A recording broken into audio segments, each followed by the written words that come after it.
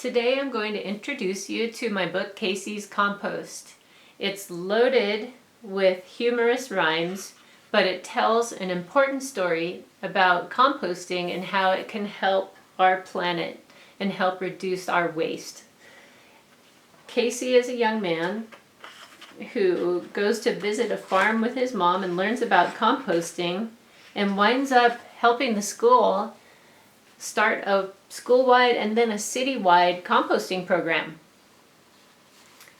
Casey, in loose-fitting hand-me-down pants, was waiting for Mom while playing with ants. Soon they would leave to visit Miss Bunny with a basket of jars to fill with her honey. So then Casey and Mom travel out to the farm to visit Miss Bunny. And you'll notice right away that everything's green on her farm. Very healthy and green. And that's because of all the composting she does. So Miss Bunny takes Casey off to go learn about composting while Mom is collecting honey. "Compost," said Bunny, "feeds plants with my trash. I collect it all here in my private stash, made up of stale food, leaves, paper, and poop. You can make it from junk mail and old bowls of soup."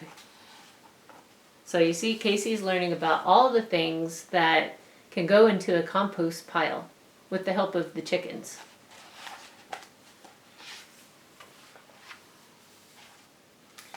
And this shows you how it eventually breaks down into a nice rich soil, and the worms love it. The worms help break it down as well. The rest of the day they shoveled and spread till all of the fruit trees were happily fed. McPuff and Dundee ate all of the bugs. Mom had her honey and Casey had slugs. So Casey's helping to spread the compost under the trees. Then they head home and he's thinking about composting. So what does he do next? He gives it a try at home. That night after dinner, he thought to himself, "Why not take that box from up on the shelf? I'll start my own compost right under my bed." He stuffed his pants pockets with noodles and bread. Now that's probably not the best way to do it, but it's the only way he knew how. So Casey starts a compost under his bed, which then attracts flies, and it goes undiscovered until his mom finds his pants in the laundry with food scraps. So Casey is told, no more composting under your bed. So what does he do next? When students lined up at the trash each day, Casey opened his bag and collected away. As time went by, he built up his pile.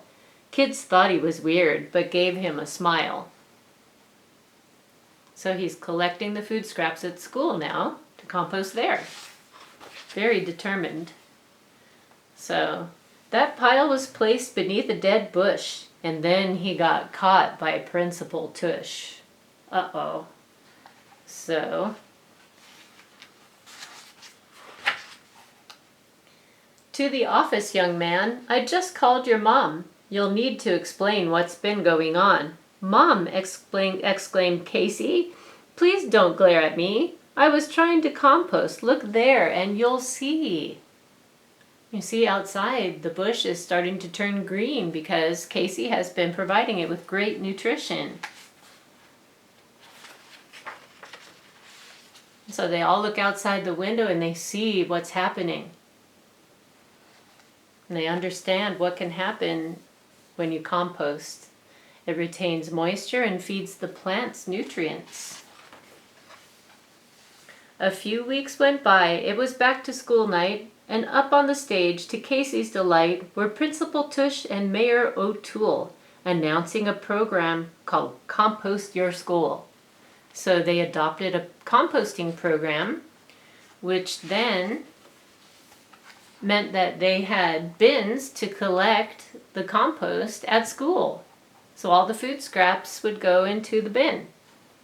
Probably also paper towels, like paper napkins and stuff. So, then, several months later, while out riding bikes, Casey and Mom saw something they liked. The town now looked better than ever before, with green sprouting up outside every front door. Then at the back of the book, that's the end of the story. It shows what you can compost, examples of things that can be composted. There are written instructions about how to start your compost pile. Then I show the process of how compost breaks down, like what helps it, like air and water. And then here's a recommendation of a book that's really detailed about composting and much, much more. And here at the back of the book, I love this part. I share a bunch of the things I do in my everyday life to try to help reduce waste.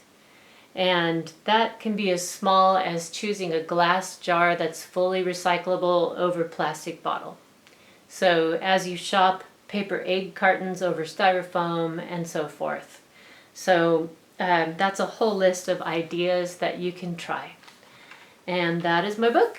It is available on Amazon in hardback and also paperback and on Kindle.